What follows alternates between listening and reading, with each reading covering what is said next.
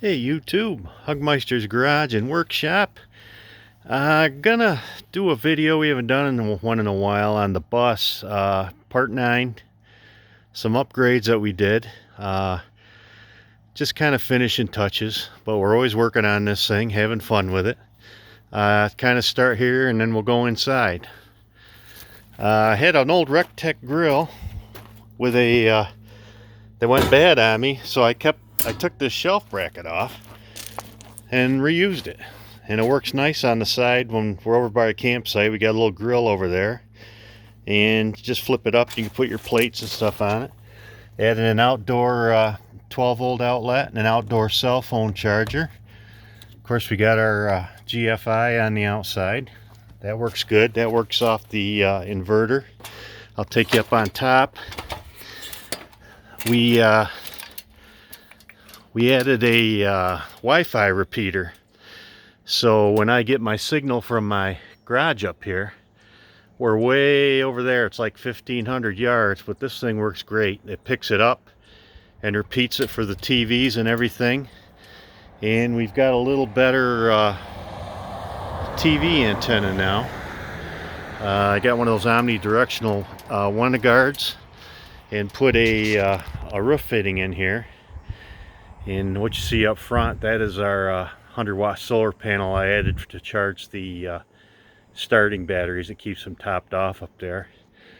And on the back, we've got our max fan on top, and I had an extra panel, so now we got 5 100-watt panels that charge the house batteries.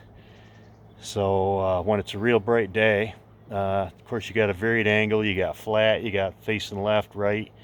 But you get 24 to 27 amps going down into the house at any given time without having to come up and mess with them. So, I mean, you can't have them all pointed the same way unless you build some kind of a fancy track. But basically, that's what you got. There's our flag. That's mounted on the back, and that's removable, and I got a flagpole light for it. But here's our pellet stove chimney stack. That's about it up here. I'll take you inside.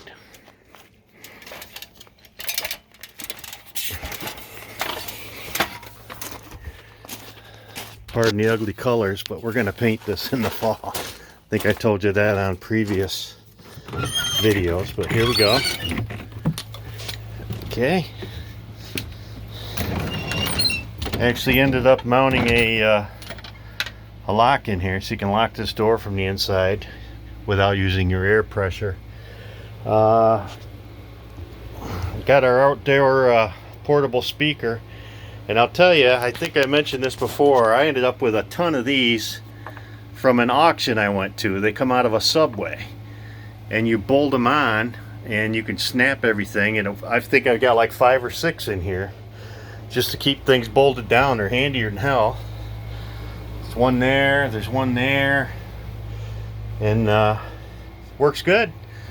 We upgraded our sound system, added a new head unit with Bluetooth in it, and it's a 4-channel front and back. I added these bigger speakers in the front, and they're driven off the front of just the head unit. They don't go through an amp, but that way I can split most of the power on these bigger speakers, because I was always worried about blowing these because they're small. But now that I can vary the power, most of the heavier stuff goes through these front ones. And we also put an 8-inch subwoofer in here, and that adds just enough punch where it's really nice in here. And I've got a 800-watt amp that's behind that enclosure, and that's when that head unit comes on, that amp will come on. But that sounds pretty good. See, there's our CB, our backup camera. Got our TV, our 12-volt fridge. Added another plug here so we can have the fridge here or over here. And my wife just bought this futon at Walmart, and it's pretty comfortable.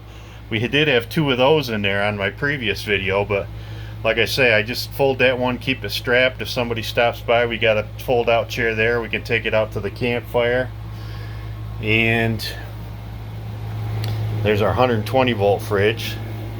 There's our new floor fan that my wife brought home from the office, and that's really kind of solved the problems of the air conditioning in here because of where it's mounted. I didn't want to put a rooftop on, but what I did put in was a 14,500 wall mount, but it was hard to get air going to the front.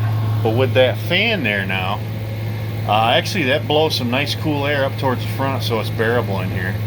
Of course, I didn't tear my ceiling out or any of that stuff because I just don't have the height. I'm 6'2", and there is a little insulation in this, but everybody knows it works on these. These things get hotter than hell. But that's kind of a compromise. But at least that fan blows some cooler air up there, and with all these curtains closed, it's a lot better, especially with that windshield closed. But you ended up added a couple baskets up here. I got some fender washers down through them, so now stuff doesn't fall off when I'm driving. And added these just covers on the side, so most of the air comes out here. Added another TV in the back. Like I say, that'll pick up that Wi-Fi repeater signal on top.